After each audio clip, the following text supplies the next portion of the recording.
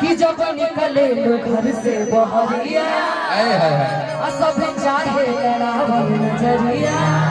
कि सब छुअल चाहे तोहर गोल गाल रे गोल गाल रे गोल गाल क्या है? देखिए लड़का से लोग जब गाता तो लड़कियों को बहुत चमकता है ना। अब मेरा बारी है, हम भी सब कहेंगे। अच्छा ठीक बा कि सब छुअल चाहे तोहर गोल गाल रे गोल गाल रे अरे गोल गाल रे। तानू कुछ कहीं कि अरे गोरी गोरी चुनरी बा लाल लाल देखिएगा देखिएगा कि लइका चिल्लाले सब अब सुना दिया कि लइका चिल्लाले सब हर रोड पे चले लू कि जब निकले घर से बहरिया सब चाहे लड़ावल नजरिया जब निकले घर से बहरिया लोग चाहे लड़ावल नजरिया सब छुअल चाहे गोरे गाल कि अरे गोरी गोरी चुनरी वाला गोरी गोरी चुनरी वाला रोड पे चले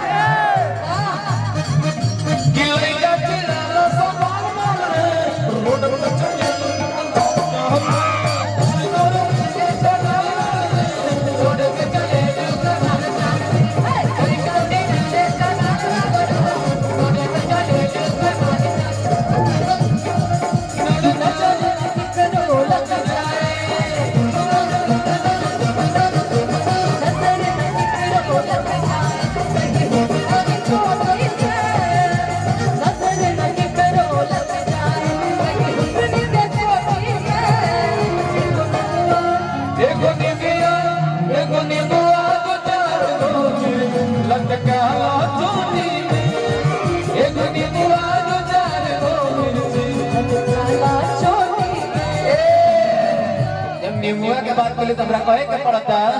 कि बोल तो हर गोर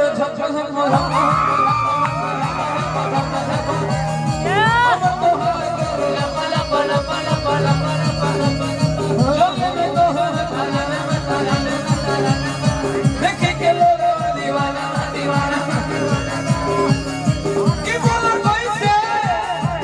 बोल कैसे या जो बात भइल कि दी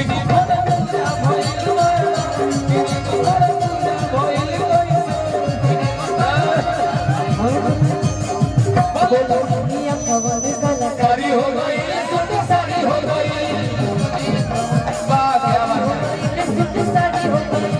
अभी बार तो तुम्हारी कलाकारी हो गई हो गई अभी बार तो तुम्हारी हो गई कमलवारी ओ दोनों मेरा ये पूजा भई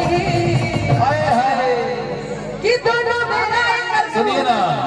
बड़ा अच्छा लगा वो वाला कैसे शुरू किए थे कि अरे दुनिया कवन कलाकारी हो गई सुट साड़ी हो गई कवन कलाकारी हो गई सुट साड़ी हो गई बारू कुंवारी बेकरारी हो गई कवन कुंवारी हो गई बार तो तुम्हारी हो गई अब तो देखा इतना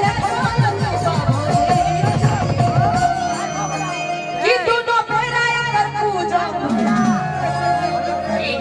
तन भूखन पूजा